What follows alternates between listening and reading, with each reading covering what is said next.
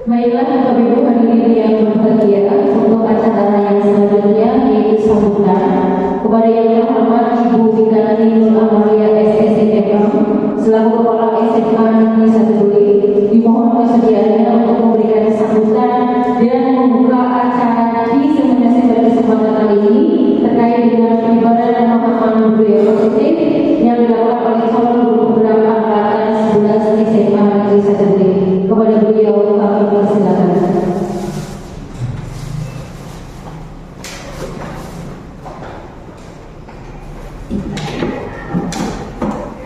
Assalamualaikum warahmatullahi wabarakatuh. Kurang semangat ya. Saya juga yuk. Assalamualaikum warahmatullahi wabarakatuh.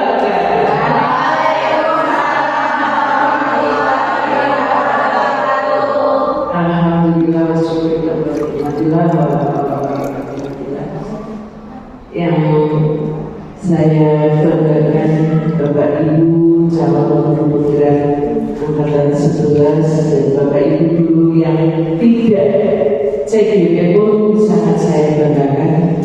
Disinilah ada kolaborasi yang sangat baik antara guru yang sedang menempuh pendidikan dalam pendidikan guru program dan berkolaborasi dengan Bapak Ibu guru yang belum masuk dalam pendidikan guru program. Dengan kegiatan ini, diseminasi atau penyebaran pemahaman budaya positif ini sebagai salah satu jembatan untuk meniadakan tentang jarak waktu maupun pengetahuan antara guru yang CDP dengan non CDP. Artinya yang non CDP pun akan tercerumi oleh pemahaman-pemahaman yang Bapak Ibu dapatkan dalam pendidikan guru program.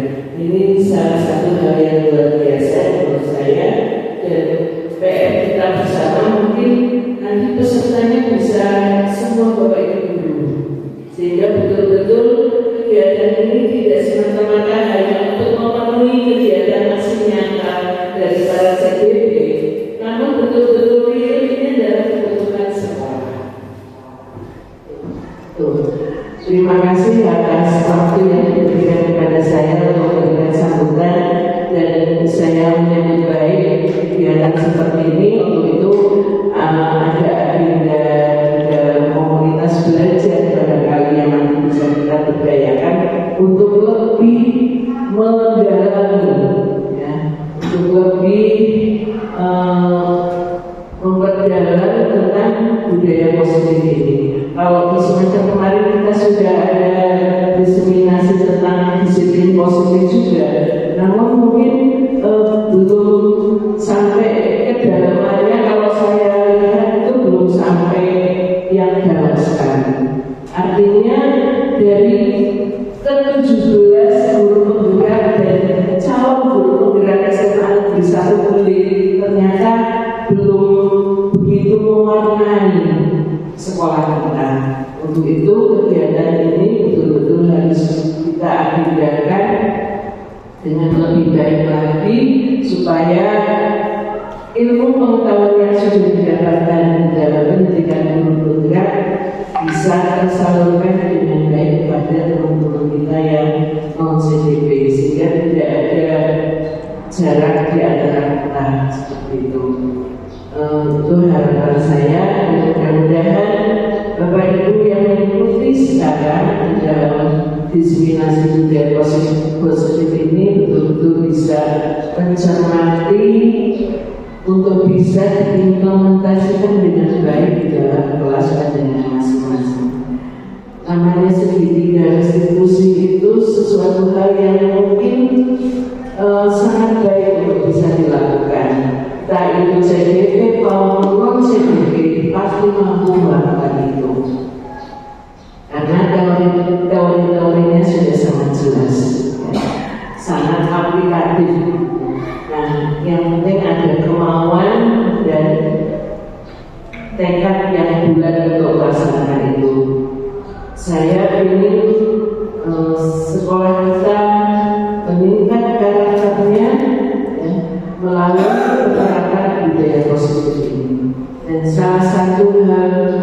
bisa meningkatkan karakter siswa adalah dengan melakukan kegiatan-kegiatan pembentukan keyakinan kelas dan penerapan segitiga restitusi bagi siswa-siswa yang mungkin sedang memiliki masalah-masalah yang perlu kita carikan solusi secara bersama-sama dengan teknik segitiga restitusi.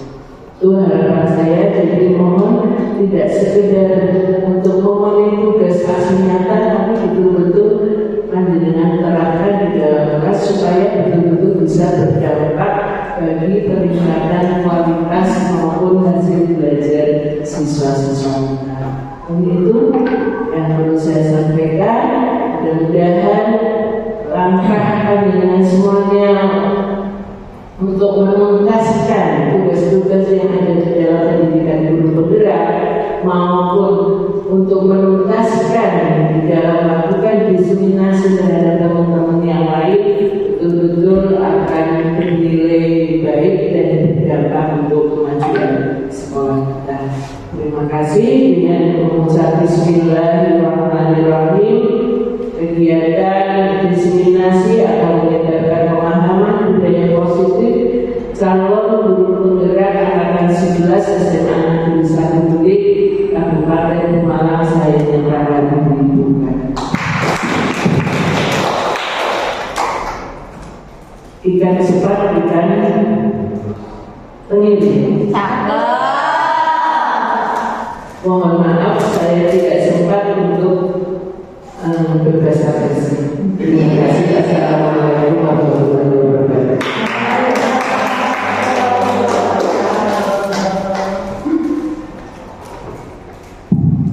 Terima kasih. Saya kepada Ibu Wikanati Amalia SNTK selaku Kepala SMA Negeri 1 Budik yang sudah berkenan memberikan sambutan dan membuka acara diseminasi kali ini. Baiklah, Bapak Ibu hadirin yang berbahagia, acara selanjutnya yaitu acara ini pemaparan atau penyebaran pemahaman terkait dengan materi budaya positif yang akan disampaikan oleh beliau yang terhormat Bapak Tri Pujiyono SPP selaku calon guru penggerak angkatan 11 dari SMA Negeri 1 Budik Kabupaten Pemalang. Kepada Pak Tri kami persilakan.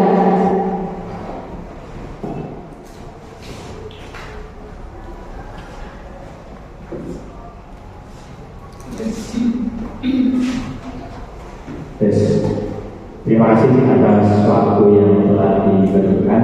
Bismillahirrahmanirrahim. Assalamualaikum warahmatullahi wabarakatuh.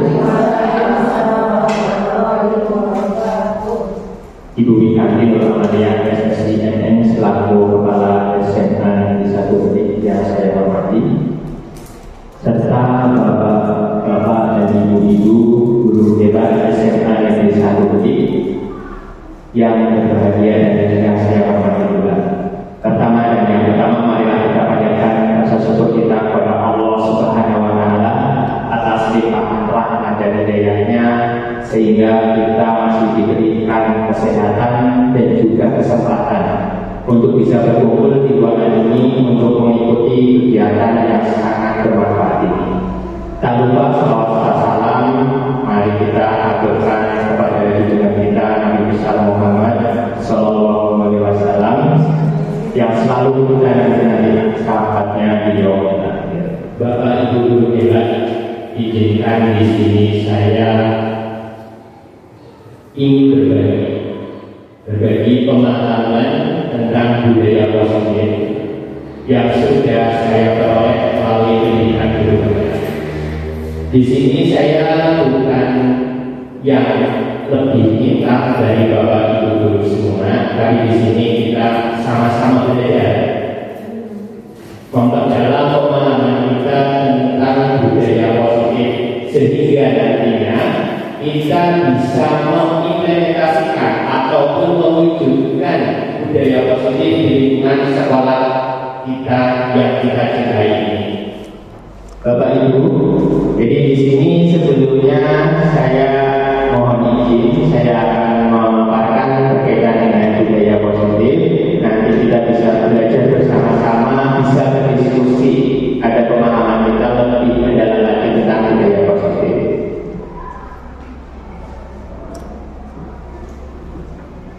Sebenarnya tujuan dari kegiatan kita pada pagi hari ini itu apa Bapak Ibu?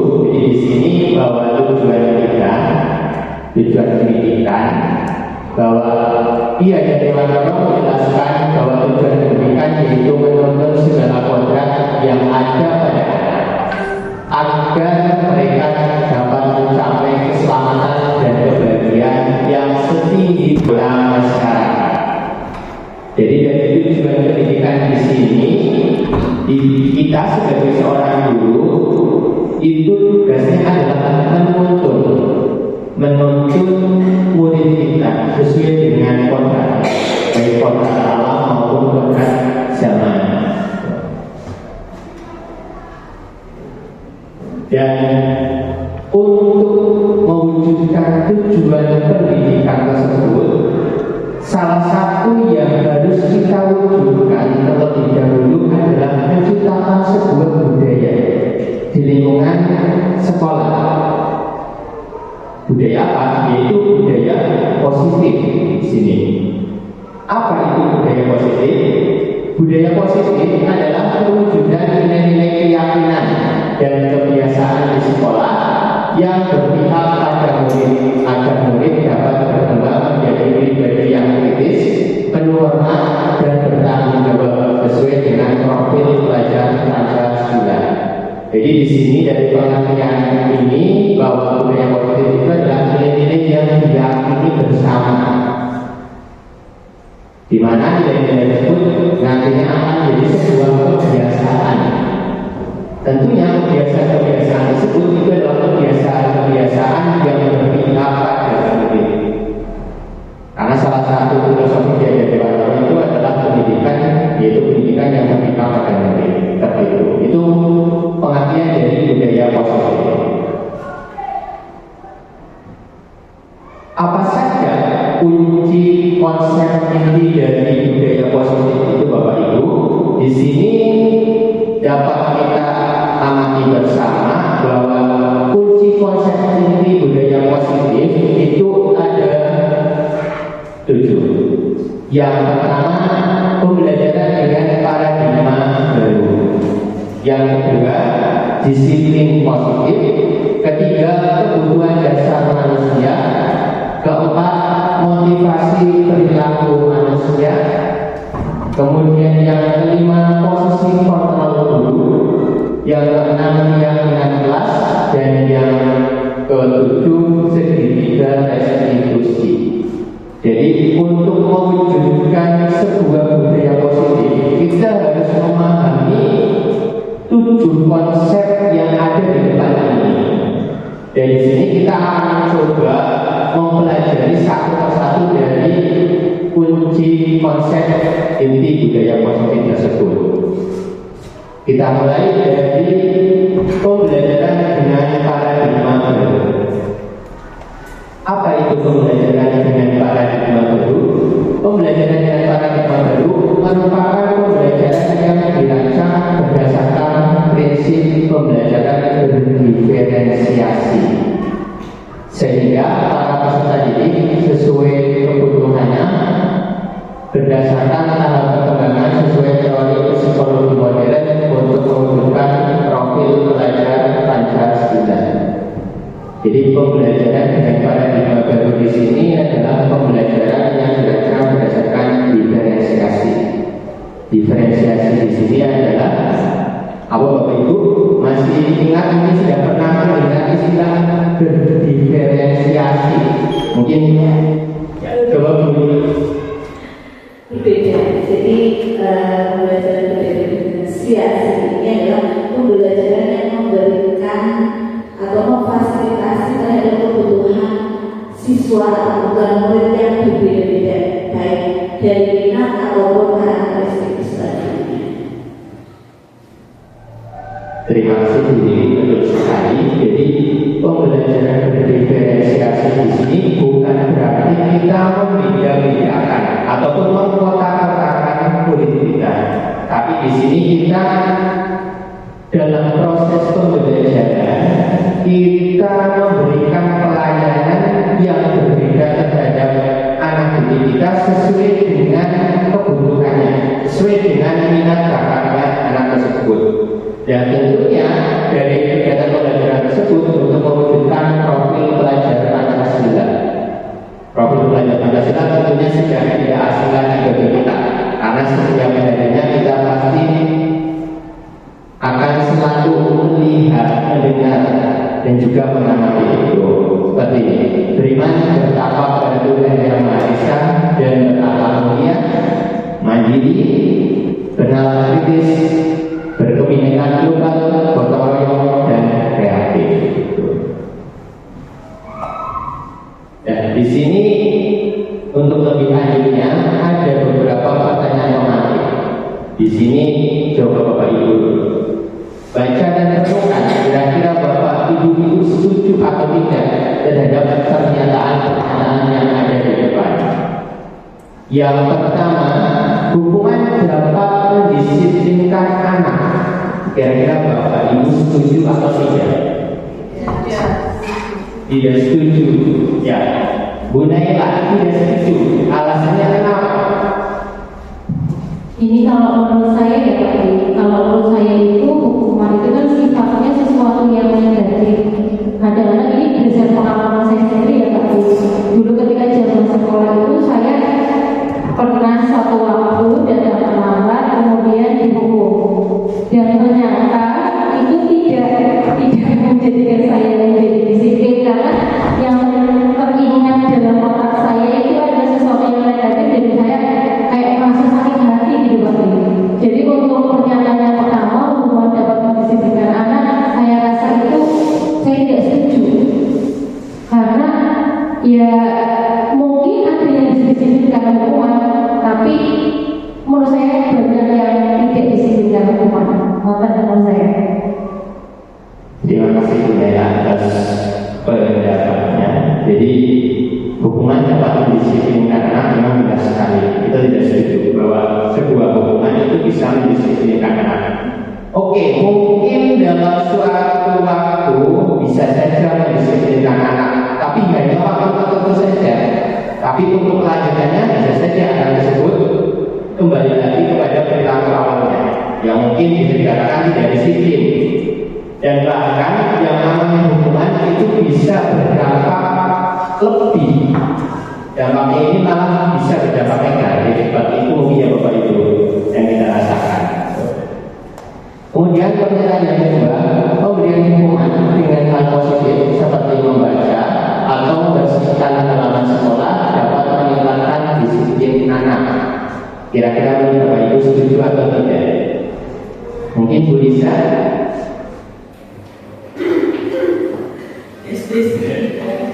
Jadi pemberian hukuman dengan hal positif ini ya Pak Kiai. Kalau di situ dicontohkan membaca atau membersihkan halaman sekolah.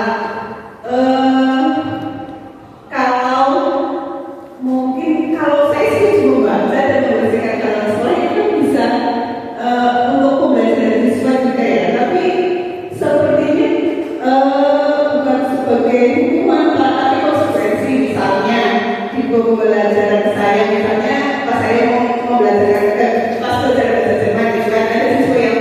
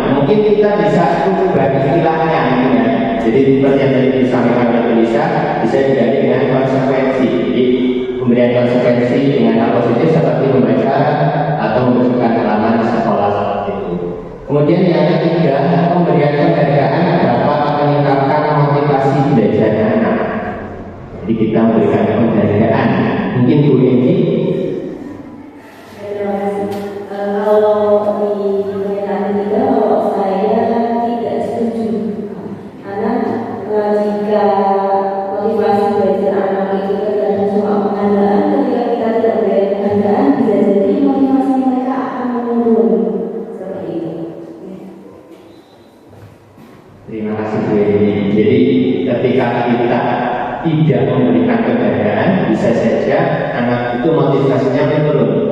Berarti ketika kita memberikan penghargaan, pastinya di lain waktu, di lain kesempatan, pasti anak tersebut ataupun murid tersebut itu beranggapannya akan memberikan sesuatu lagi gitu. Jadi adanya ketergantungan terus sekali. Jadi untuk lebih jauh lagi dalam pembahasan ini kita lanjutkan. Jadi teori stimulus respon, nanti juga ada teori kontrol. Kita bahas satu persatu. Yang pertama teori stimulus respon. Teori stimulus respon menggambarkan proses komunikasi secara sederhana yang dapat hanya melibatkan dua komponen, yaitu media massa dan penerima pesan, yaitu khalayak. Kemudian yang kedua, teori kontrol, yaitu teori kontrol sosial, memfokuskan diri pada teknik-teknik dan strategi-strategi yang mengatur tingkah laku manusia dan membawanya kepada penyesuaian atau ketaatan kepada aturan-aturan masyarakat. Dan di sini ada beberapa miskonsepsi tentang teori kontrol. Yang pertama, ilusi guru mengontrol murid. Yang kedua, ilusi bahwa kritik dan membuat rasa bersalah mampu menguatkan karakter. Yang ketiga, ilusi bahwa semua penguatan positif atau tujuan efektif dan bermanfaat. Yang keempat, ilusi bahwa orang dewasa berhak memaksa. Ini beberapa miskonsepsi yang sering kita temui berkaitan dengan teori kontrol.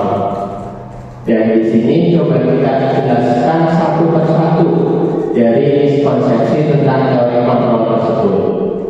Yang pertama, ilusi guru mengontrol murid.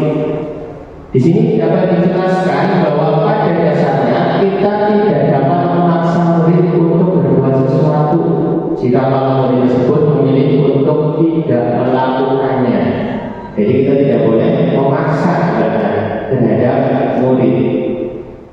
Walaupun tampaknya guru sedang mengontrol perilaku murid, hal demikian terjadi karena murid sedang mengizinkan dirinya untuk dikontrol. Saat itu bentuk kontrol guru menjadi kebutuhan dasar yang dipilih murid tersebut. Teori kontrol menyatakan bahwa semua perilaku memiliki tujuan, bahkan terhadap perilaku yang tidak disukai. Jadi di sini seperti semua perilaku itu memiliki tujuan. Jadi seseorang melakukan sesuatu bukan tanpa adanya tujuan, pasti ada tujuan yang hendak dicapai. Yang kedua, ilusi bahwa semua penguatan positif efektif dan bermanfaat. Penguatan positif atau rujukan adalah bentuk-bentuk kontrol. Segala usaha untuk mempengaruhi murid agar mengulangi sesuatu perilaku tertentu adalah suatu usaha untuk mengontrol murid tersebut. Dalam jangka waktu tertentu, kemungkinan murid tersebut akan menyadarinya dan mencoba untuk menolak kedudukan kita. Atau bisa jadi murid tersebut menjadi tergantung pada pendapat sang guru untuk berusaha. Itu penjelasan dari yang kedua. Yang ketiga, ilusi bahwa kritik dan membuat orang merasa bersalah dapat menguatkan karakter. Jadi ada anggapan bahwa mengkritik dan membuat orang bersalah dapat menguatkan karakter. Di sini dapat dijelaskan menggunakan kritik dan rasa bersalah untuk mengontrol murid menuju pada identitas gagal. Mereka belajar untuk merasa buruk tentang dirinya. Mereka mengembangkan dialog diri yang negatif. Kadang-kadang sulit bagi guru untuk mengidentifikasi bahwa mereka sedang melakukan perilaku ini, karena seringkali guru cukup menggunakan suara halus untuk menyampaikan pesan negatif. Dan yang keempat, ilusi bahwa orang dewasa memiliki hak untuk memaksa. Dapat dijelaskan bahwa banyak orang dewasa yang percaya bahwa mereka memiliki tanggung jawab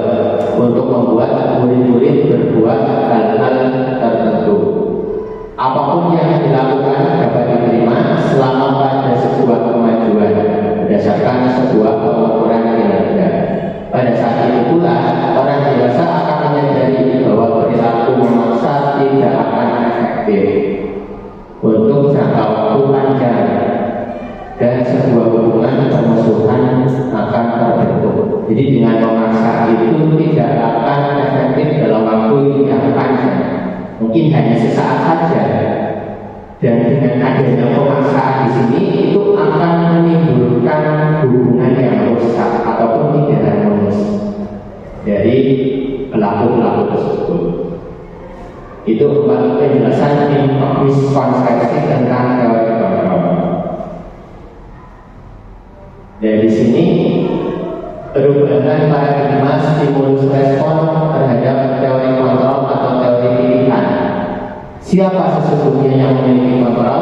Di sini kita bisa lihat bersama-sama dalam tabel di sebelah kiri Bapak Ibu itu ada tentang stimulus respon, sedangkan di sebelah kanan itu ada teori kontrol ataupun pilihan.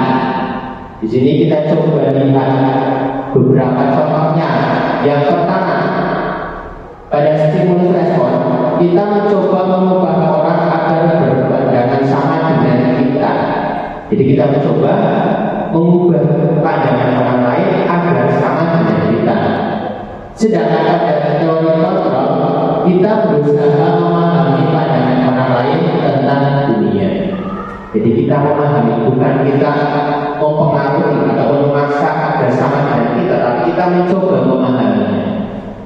Kemudian yang kedua, pada stimulus respon perilaku buruk dilihat sebagai suatu kesalahan. Jadi perilaku buruk itu dilihatnya ada sebuah kesalahan yang dilakukan. Tapi pada teori kontrol semua perilaku entah itu buruk atau baik itu pasti memiliki sebuah tujuan tertentu. Kemudian yang ketiga, pada stimulus respon orang lain bisa mengontrol saya, tapi pada teori kontrol ataupun pilihan hanya Anda yang bisa mengontrol diri Anda. Jadi di teori kontrol itu yang bisa mengontrol diri saya ya saya sendiri, bukan orang lain, seperti itu. Itu ya Bapak Ibu contoh dari perbedaan dari stimulus respon dan teori kontrol. Selanjutnya kita masuk kepada disiplin positif. Tadi ada positif, ini disiplin positif. Dan disiplin ini berasal dari bahasa Latin. Di sini disiplina yang artinya belajar. Disiplin mengacu pada disiplin diri yang memiliki tanggung jawab terhadap apa yang dilakukannya berdasarkan nilai-nilai yang diyakini. Disiplin positif itu merupakan salah satu cara penerapan disiplin yang bertujuan untuk menumbuhkan kesadaran serta memberdayakan peserta didik tanpa imbalan penghargaan ataupun ancaman hukuman. Jadi dalam mewujudkan disiplin positif di sini kita menumbuhkan kesadaran terhadap anak didik kita bukan dengan penghargaan, tapi bukan juga dengan hukuman, tapi dengan cara yang lain yang lebih efektif. Dan seseorang yang memiliki disiplin diri berarti mereka bisa bertanggung jawab terhadap apa yang dilakukannya, karena mereka mendasarkan tindakan mereka pada nilai-nilai kebajikan universal. Jadi bisa dikatakan di sini bahwa seseorang yang memiliki disiplin pada dirinya, maka orang tersebut itu bisa mempertanggungjawabkan terhadap apa yang sudah ia lakukan.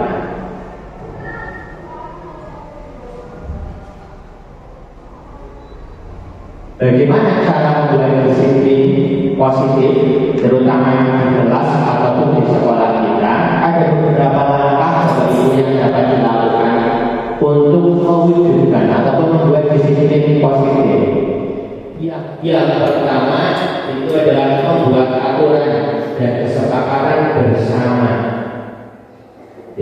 dibuatnya secara bersama, bukan hanya oleh pihak tertentu saja. Kemudian yang kedua, tetapkan konsekuensi. Jadi tetapkan konsekuensi terhadap apa yang aturan ataupun kesepakatan bersama yang tidak dilakukan. Sebagai contohnya, misalnya anak telat datang ke sekolah, terus kita berikan konsekuensinya. Konsekuensi di sini bisa dikatakan untuk mempertanggungjawabkan apa yang sudah dilakukan. Kemudian yang ketiga, memberikan ujian terhadap anak-anak yang tadi yang kedua yang tidak melakukan, dan yang ketiga di sini yang telah melakukan kesepakatan bersama ini. Kita berikan ujian. Bagus sekali ataupun ujian-ujian yang lain yang bisa membangkitkan semangat anak didik kita. Kemudian yang keempat, menjadi komunikasi yang baik.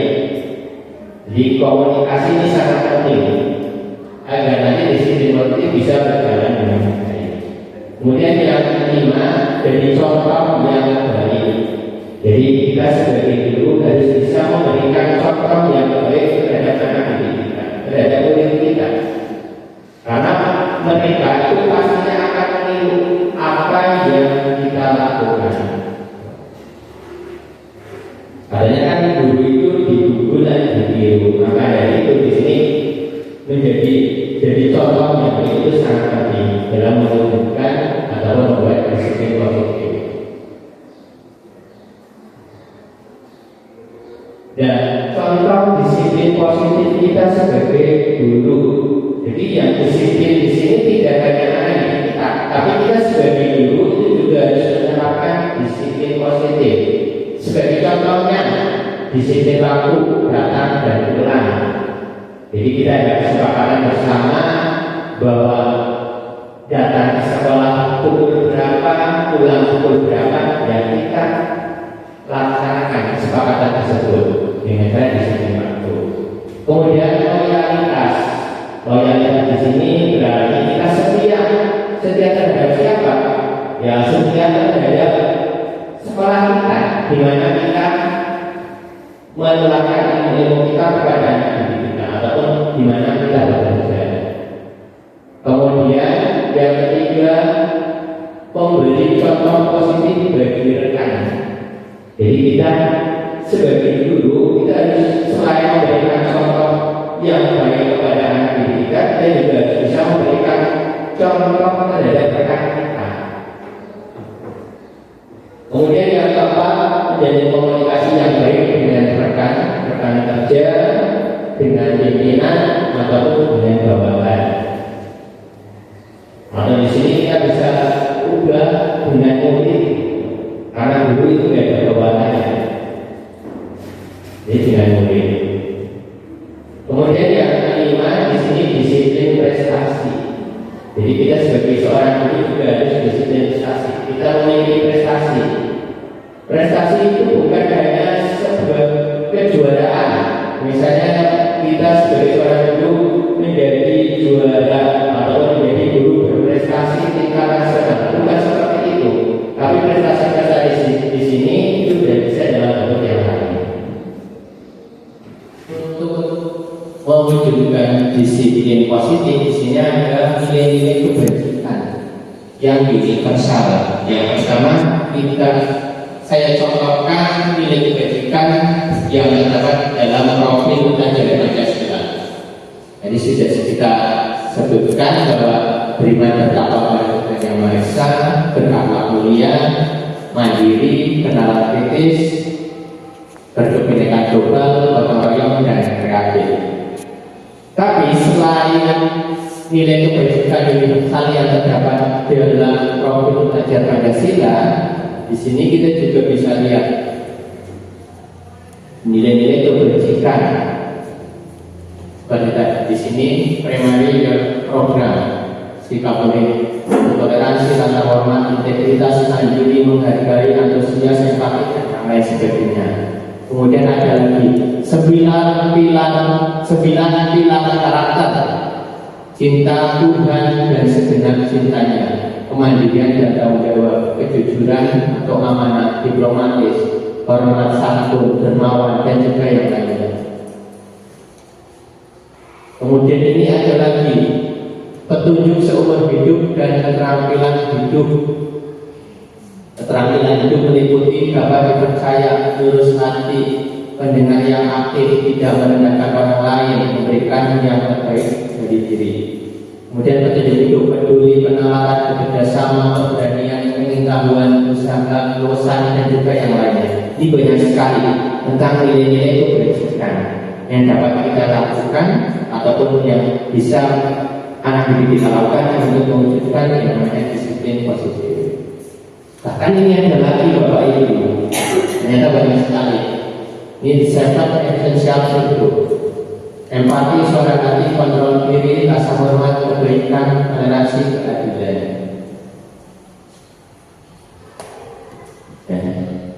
Di sini proyek nilai kebaikan. Ini bisa kita amati bersama Bapak Ibu. Di sini ada peduli, rajin, integritas, rasa hormat, terus terangan, keberanian, kebahagiaan, tanggung jawab, dan juga yang lainnya.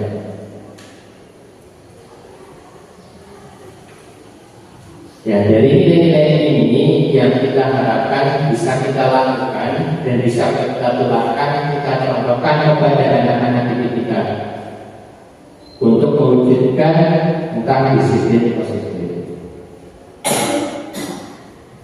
Untuk selanjutnya, motivasi perilaku manusia.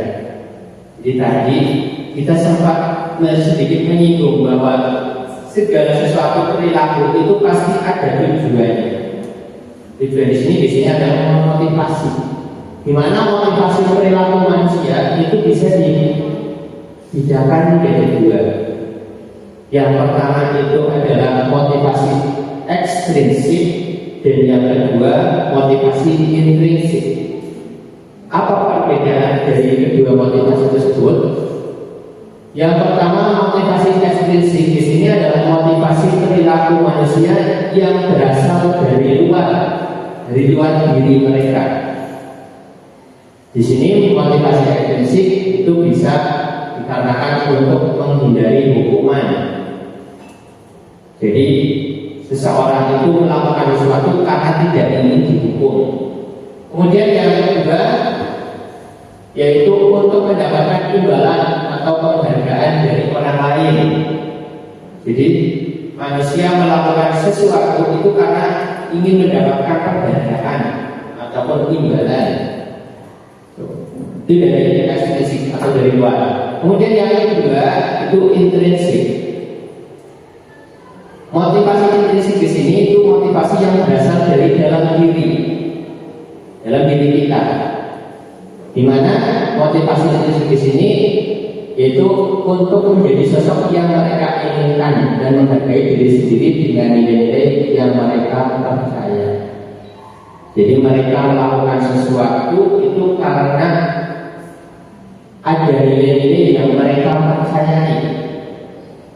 Sebagai contohnya, misalnya kita datang ke sekolah tepat waktu. Itu bukan karena kita menginginkan penghargaan, bukan karena kita takut hukum, tapi karena kita meyakini bahwa dengan kita datang tepat waktu ke sekolah itu akan berdampak positif bagi kita dan juga lingkungan sekitar kita. Ini motivasi perilaku manusia. Dan dari dua motivasi baik intrinsik maupun ekstrinsik, yang motivasi ekstrinsik atau dari luar itu akan menciptakan sebuah konsep disiplin identitas gagal. Jadi ada hukuman dan penghargaan. Kalau hukuman wujudnya ini adalah menyakitkan, tidak nyaman, murid takut, kemudian adanya paksaan untuk melakukan sesuatu. Terus murid menyembunyikan kesalahan agar tidak dihukum tentunya. Terus murid menjadi rendah diri. Sedangkan di sini itu tidak efektif, merusak hubungan atau sifat diri. Karena yang namanya penghargaan, misalnya kita memberikan penghargaan terhadap si A, itu akan menimbulkan rasa iri terhadap si B, si C, dan yang lainnya. Karena si B, si C, dan yang lainnya itu pasti akan ingin seperti si A. Kemudian penghargaan di sini akan mematikan kreativitas. Kemudian menghukum dengan sistem ranking dan merampas harga diri, menghargai dirinya. Itu konsep disiplin identitas gagal. Sedangkan motivasi ekstrinsi di sini itu akan memunculkan konsep disiplin identitas sukses. Ada dua, konsekuensi dan restitusi. Untuk konsekuensi ini adalah penguatannya jangka pendek. Kemudian perlu monitoring berkelanjutan. Kemudian stimulus respon, murid menghormati peraturan, kehilangan waktu untuk merenungi kesalahannya. Ini yang bukan dari konsekuensi. Sedangkan restitusi di sini akan berdampak bahwa murid bertanggung jawab untuk perilakunya. Kemudian fokus pada pemecahan masalah jangka panjang. Murid menghormati dirinya dan orang lain. Teori kontrol, murid bersemangat memperbaiki kesalahannya. Itu konsep disiplin identitas sukses. Dan di sini berkaitan dengan hukuman dan konsekuensi. Tadi konsep identitas gagal dan konsep identitas sukses itu ada kata-kata hukuman dan konsekuensi. Kadang-kadang kita merasa kesulitan untuk membedakan sebenarnya yang kita lakukan sebagai respon terhadap perilaku murid atau anak didik kita itu sebenarnya itu apakah konsekuensi, apakah hukuman. Nah, di sini ada beberapa pernyataan. Mungkin Bapak Ibu bisa memberikan pendapatnya. Kira-kira itu sebuah hukuman atau sebuah konsekuensi. Yang pertama, lari keliling lapangan basket 2 kali karena terlambat hadir ke sekolah. Kira-kira ini hukuman atau konsekuensi, Bapak Ibu? Hukuman ya. Kenapa hukuman? Karena di sini gimana Bu ini? Melibatkan fisik. Mungkin bisa saja menimbulkan rasa sakitnya. Jadi dengan lari dari lapangan nanti kakinya akan berbel-bel. Terus yang kedua, membersihkan coretan yang dibuat di meja tulis. Ya, kira-kira ini konsekuensi atau hukuman? Konsekuensi ini. Karena pembersihannya sebagai wujud tanggung jawab terhadap apa yang sudah dilakukan itu sudah mencoret ya harus mau membersihkannya. Terus yang ketiga, berdiri di depan kelas sambil mengangkat kaki satu karena tidak bisa menjawab pertanyaan. Hukuman. Karena ini ada sama dengan yang nomor 1. Karena akan fisik atau sakit gitu. Tidak hanya sakit fisiknya saja, tapi sakit hatinya juga. Sakit hati itu dulu yang sudah menghukumnya. Kemudian mencatat 100 kali di dalam buku kalimat saya tidak akan terlambat lagi. Jadi ini hukuman atau konsekuensi? Hukuman. Karena sakit itu, ini karena nulis 100 kali itu akan bertanya. Terus yang kelima, mengganti kata tugas teman yang telah dicoret-coret. Konsekuensi, karena sebagai bentuk pertanggung jawaban sudah mau mengambil dan harus digantikan. Dicoret-coret dan digantikan. Ini tentang konsekuensi dan hukuman. Dari sini ada perbedaan antara konsekuensi dan hukuman. Jadi Bapak Ibu sudah bisa membedakan tentang konsekuensi dan hukuman. Di sini ada perbedaannya. hukuman yang ada di sebelah kiri Bapak Ibu, konsekuensi yang ada di sebelah kanan. Yang pertama dari hukuman. Hukuman di sini sesuatu yang menyakitkan harus terjadi. Sedangkan konsekuensi sesuatu yang harus terjadi. Ini hukuman itu biasanya menyakitkan. Kemudian yang kedua, membuat anak sakit, baik fisik maupun hatinya, untuk jangka waktu lama. Kemudian yang kedua, membuat anak merasa tidak nyaman dalam jangka waktu pendek, itu konsekuensi.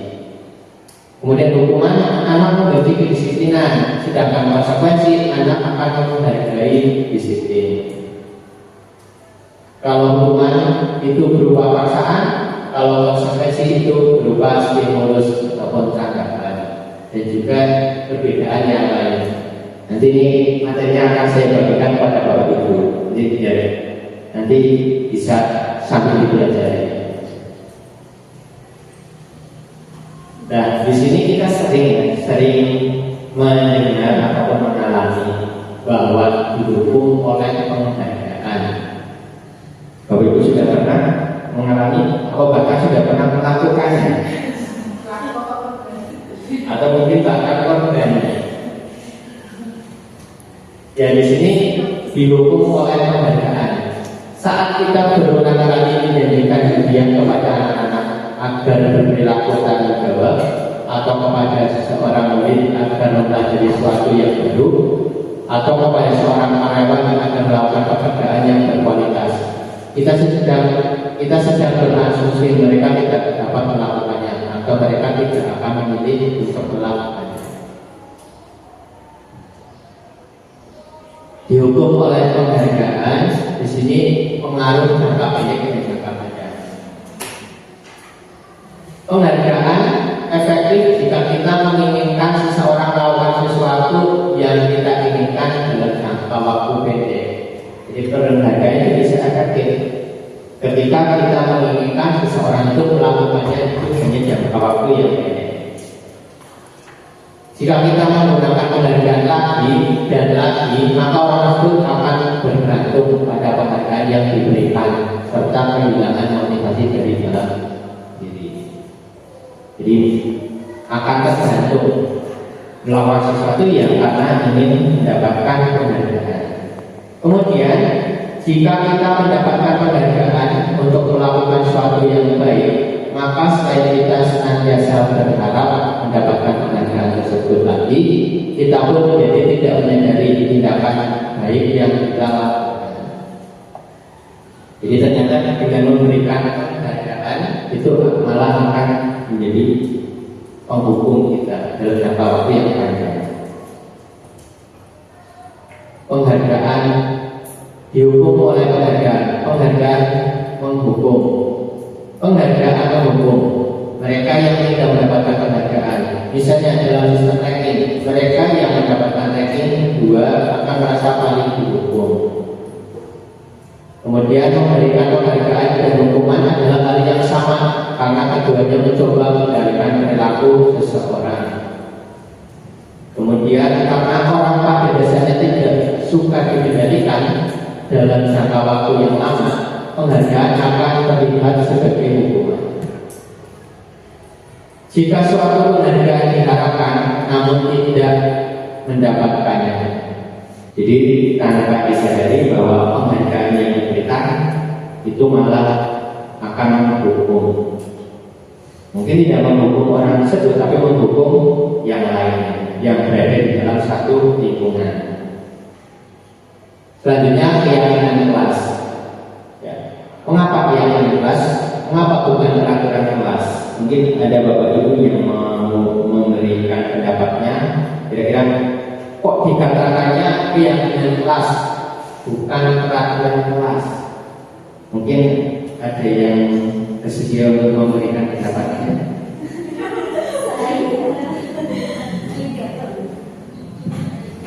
Ini menurut versi saya ya Pak Ibu, analisis bentuk bahasa Indonesia. Dari keyakinan mengapa keyakinan kelas dan mengapa bukan peraturan kelas. Kalau keyakinan itu berarti sesuatu yang kita yakini dari hasil hasil diskusi, dari hasil kesepakatan gitu Pak Tri.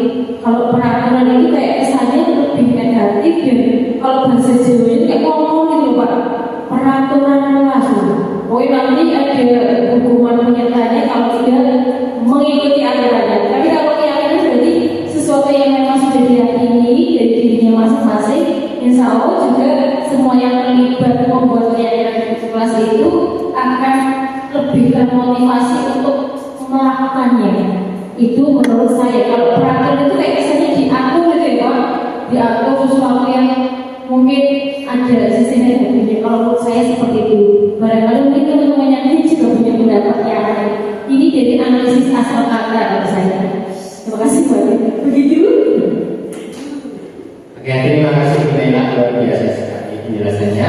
Mungkin ada dari Bapak Ibu guru yang lain yang bersedia untuk memberikan tanggapan berkaitan dengan keyakinan atau peraturan ini. Ya mungkin hampir sama dengan Bu Nela tadi ya, terkait dengan kenapa kok keyakinan bukan peraturan. Nah kalau peraturan biasanya itu Bapak dibuat dari sekolah atau dari guru tertentu sebagai keyakinan hasil kesepakatan bersama. Nah kalau keyakinan menurut saya itu apa yang sudah diyakini berdasarkan nilai-nilai penciptaan yang tadi sudah disampaikan oleh Pak Tri yang menjadi dasar dari peraturan yang sudah ada seperti itu. Terima kasih Bu, luar biasa juga pendapatnya. Ya, dari dua pendapat rekan kita bahwa mengapa keyakinan kelas bukan peraturan kelas, ya di sini bisa kita simpulkan ya mungkin dari pendapat dua rekan kita bahwa yang namanya peraturan kalau kita lihat dari si pembuatnya yang membuat. Kalau peraturan itu lebih cenderung hanya pihak tertentu saja tanpa adanya kesepakatan bersama seperti itu nih Bapak Ibu. Kemudian kalau keyakinan kelas itu yang membuat adalah bersama-sama melalui musyawarah, melalui diskusi sehingga dihasilkan sebuah kesepakatan bersama tentang keyakinan kelas. Itu kalau kita lihat dari isi pembuatnya. Kemudian kalau kita lihat, kalau kita kaitkan dengan motivasi perilaku yang tadi kita sudah pelajari, bahwa kalau keyakinan kelas itu akan menimbulkan motivasi ataupun cenderung motivasi itu yang berasal dari dalam diri, internal, intrinsik seperti itu. Sedangkan kalau peraturan kelas itu yang berasal dari luar. Biasanya kalau kita menaati peraturan karena kita takut dihukum gitu biasanya, atau karena kita menginginkan sesuatu. Nah, dalam pembentukan keyakinan kelas di sini ada beberapa hal yang harus kita perhatikan bersama. Yang pertama, bahwa keyakinan kelas ini bersifat abstrak. Kemudian yang kedua berupa pernyataan universal. Ketiga berupa pernyataan positif. Empat, mudah saja agar mudah diingat. Kelima, sesuai dengan kondisi kelas atau sekolah sehingga tidak diterapkan, sehingga mudah diterapkan. Yang keenam, semua warga sekolah atau warga kelas dilibatkan dalam menyusun keyakinan kelas ataupun keyakinan sekolah. Ya, ini sebagai contohnya dalam pembentukan keyakinan kelas. Jadi yang namanya keyakinan kelas itu, yang pertama itu adalah peraturan-peraturan. Peraturan itu biasanya adalah kata-kata negatif. Misalnya dilarang makan pada saat pelajaran.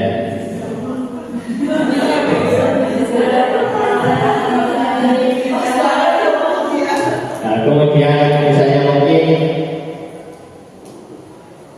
tidak boleh membuli ataupun yang lainnya. Tapi berkaitan dengan keyakinan kelas itu biasanya kata-kata yang positif.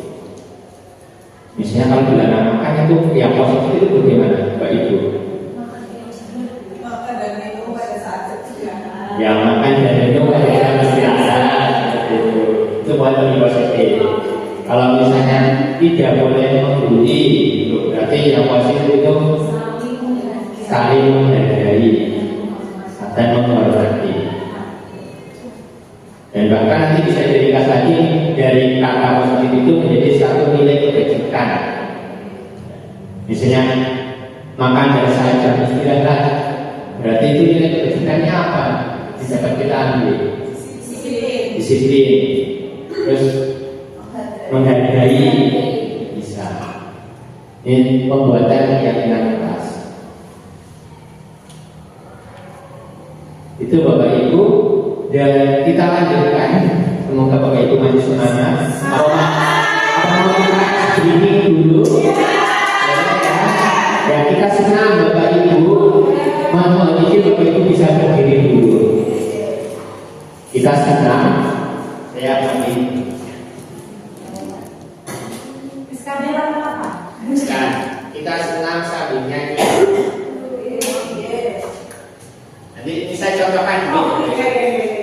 1 ditambah 1 sama dengan 2. 2 ditambah 2 sama dengan 4. 4 ditambah 4 sama dengan berapa? 8. Berapanya gimana Bapak Ibu? 8-nya ini.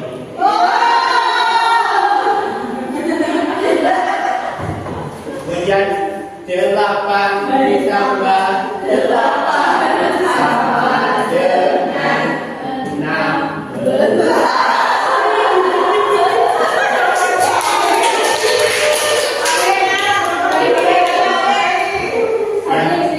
Ya, kita mulai Bapak Ibu. Ya.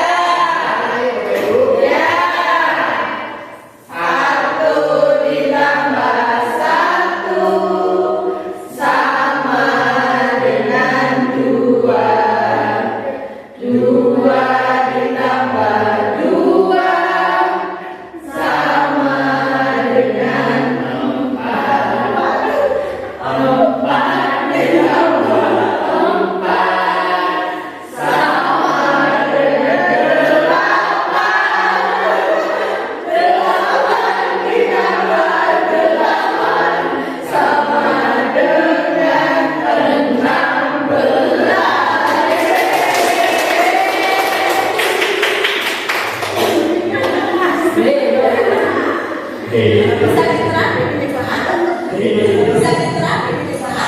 Terima kasih Bapak Ibu, semoga dengan senam screening itu kita tidak ekok-ekok malam.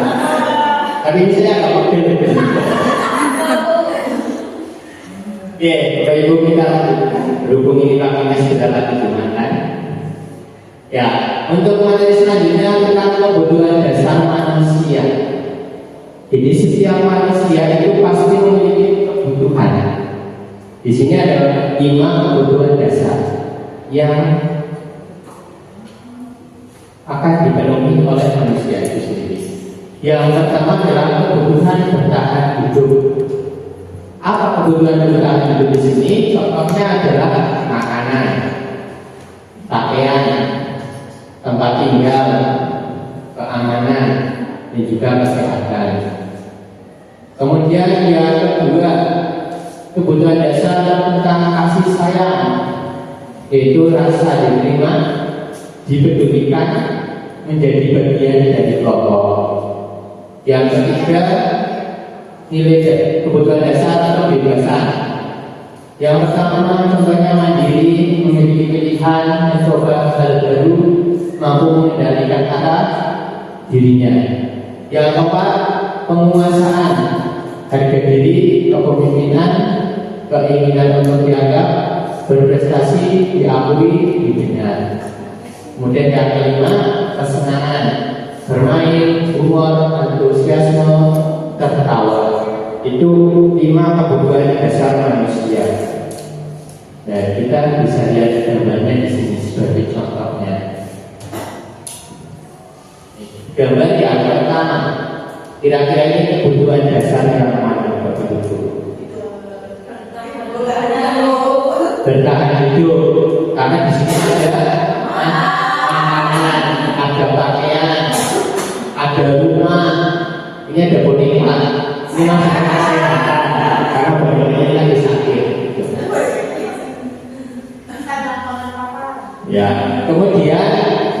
Yang ini Bapak Ibu,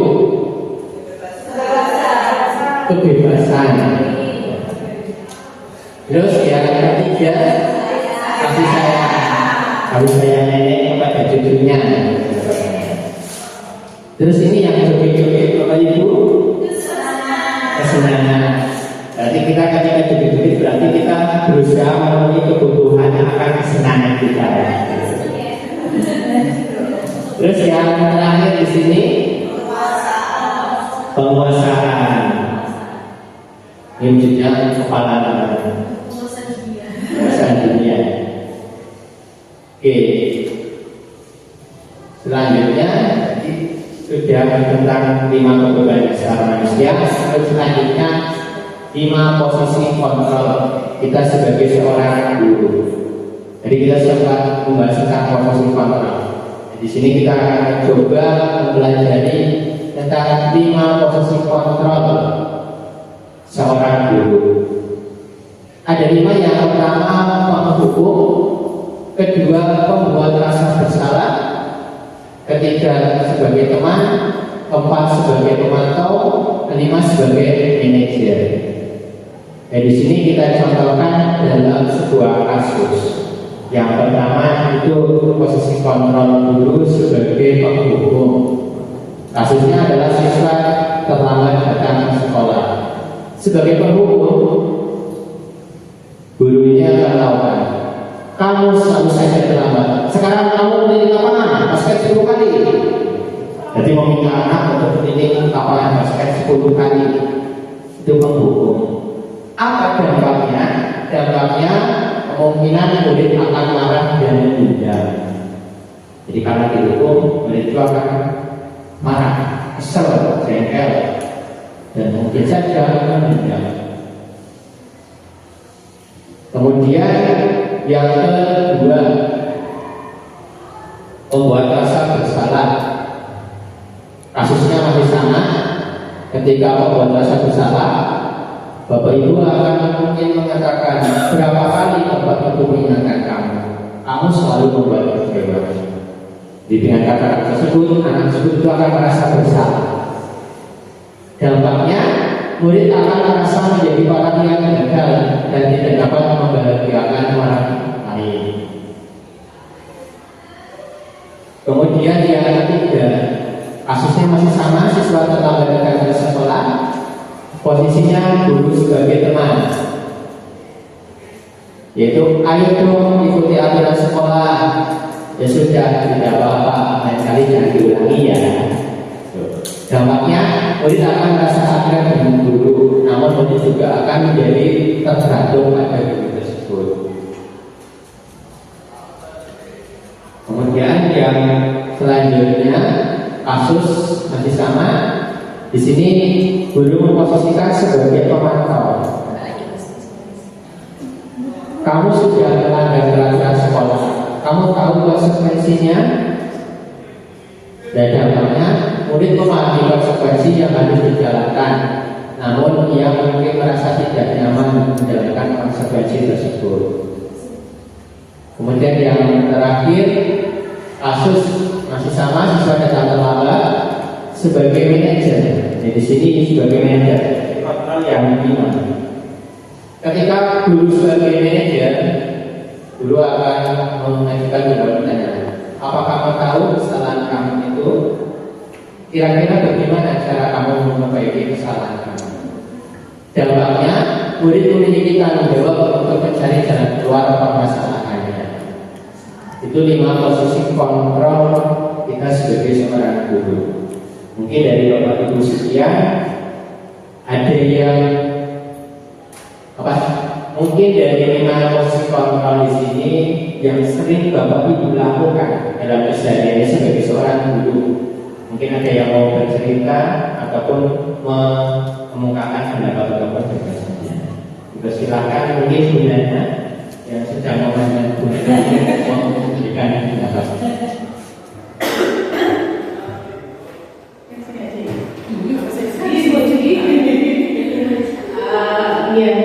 Dari 5 posisi kontrol tersebut, ya, mungkin saya saat ini belum total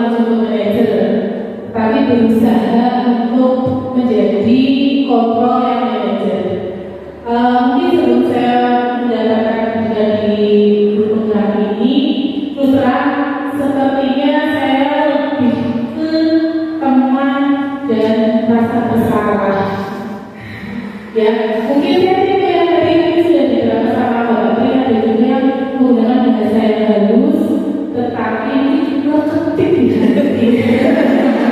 ya, mungkin sepertinya ya hilang dan tidak sempurna ya, itu juga bukan bidadari ya. Mungkin dengan bahasa yang halus dan tidak langsung, tetapi saya merasa pernah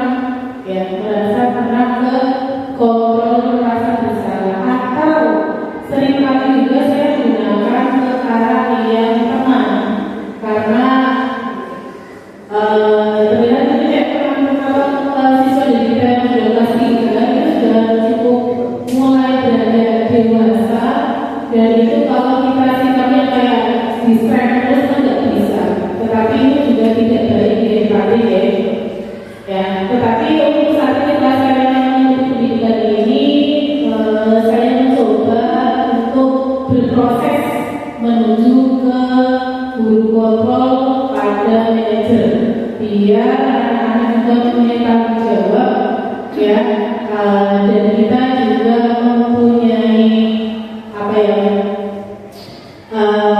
ya bisa disedari ya, tidak perlu kita menghormati kita Terima kasih Bu Hana atas ceritanya atau penjelasannya atau curhatnya. Jadi kita sebagai seorang guru tentunya pernah melakukan 5 posisi kontrol yang tadi sudah kita pelajari bersama-sama. Entah itu sebagai penghukum, sebagai pemantau, sebagai pemberi rasa bersalah, sebagai manajer. Tapi di sini kita berusaha untuk melaksanakan posisi kontrol itu sebagai manajer, karena posisi sebagai manajer di sini itu nantinya yang akan bisa menumbuhkan ataupun mewujudkan yang namanya budaya positif. Itu Bapak Ibu.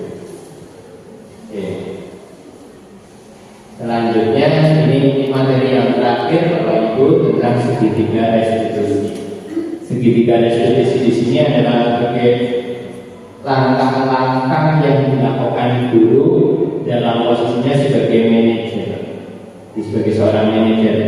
Di sini segitiga restitusi merupakan proses dialog yang dilakukan guru untuk menjadikan murid yang mandiri dan bertanggung jawab. Di mana segitiga restitusi ini ada 3 tahapan. Tahapan yang pertama yaitu menstabilkan identitas, yang kedua validasi tindakan yang salah, ketiga menanyakan keyakinan. Yang pertama, tahap menstabilkan identitas. Dalam tahap menstabilkan identitas, di sini guru itu akan berdialog dengan murid dengan mengajukan beberapa pertanyaan maupun pernyataan. Berbuat salah adalah hal yang wajar. Untuk menstabilkan terlebih dahulu identitas dari murid tersebut. Kemudian yang kedua, tidak ada manusia yang sempurna. Yang ketiga, ibu bapak juga pernah melakukan itu. Yang keempat, ibu bapak tidak mau mencari siapa yang salah, tapi ingin mencari solusi dari permasalahan ini. Kemudian untuk tahap yang kedua, validasi tindakan yang salah. Di sini bukan berarti kita membenarkan apa yang sudah dilakukan oleh murid kita, tapi kita mencoba mencari kira-kira murid tersebut melakukan hal tersebut itu pasti karena ada alasannya. Jadi kita mencari alasan kenapa murid melakukan hal tersebut. Di sini kamu pasti punya alasan kenapa melakukan itu. Untung saja ini yang kamu lakukan. Padahal kamu bisa melakukan hal yang lebih buruk. Kemudian yang ketiga, kamu melakukannya karena melindungi sesuatu yang penting buat kamu kan. Kemudian yang ketiga, menanyakan keyakinan. Pada tahap menanyakan keyakinan, di sini apa keyakinan memastikan? Jadi guru itu mencoba mengingat kembali keyakinan pas yang sudah pernah dibuat. Kemudian nilai apa yang telah kita sepakati bersama, ketiga seperti apa gambaran kelas yang ideal menurut kamu. Ya, Bapak, kamu ingin jadi orang yang seperti apa? Jadi di sini pada Bapak menanyakan keyakinan, selain kita menanyakan keyakinan ataupun nilai-nilai yang telah disepakati, kita juga mencoba mencari jalan keluar dari permasalahan tersebut. Ini sebagai contohnya Bapak Ibu ini juga terus ini ada video penerapan sertifikat sebelumnya. Ya, itu tadi contohnya.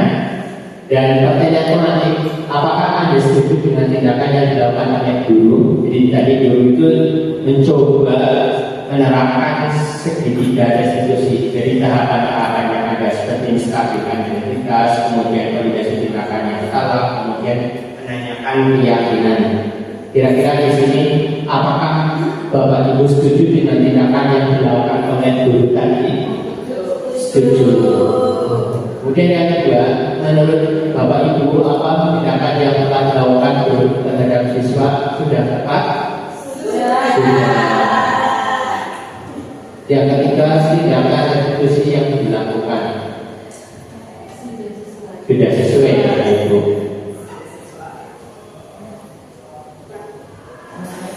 Nah, sekian yang bisa saya sampaikan, yang bisa saya paparkan. Semoga dengan pemaparan ini kita bisa memperdalam pemahaman kita tentang budaya positif yang meliputi beberapa konsep inti yang ada di dalamnya. Sekian dari saya, banyak salah, banyak kekurangan, saya mohon maaf karena saya bukan manusia yang sempurna.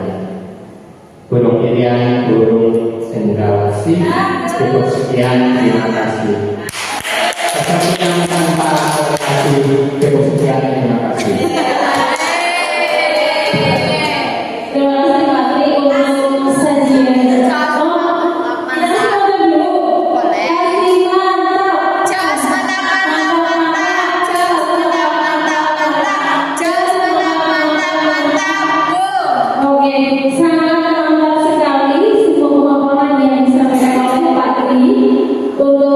sajian.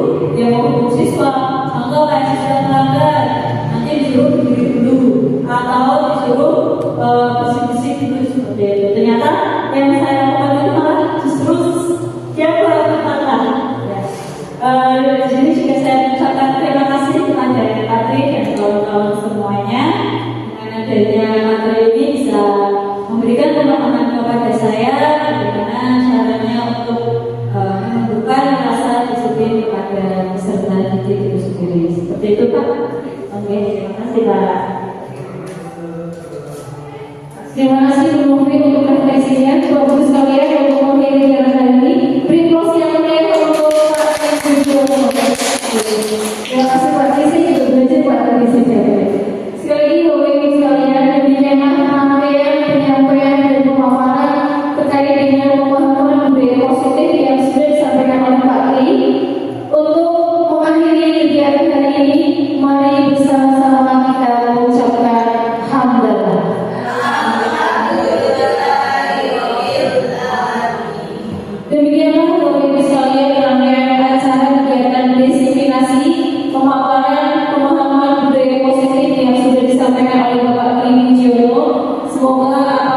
ingin sampaikan dapat menjadi manfaat bagi kita semua. Sebagai pembawa acara, saya menghargai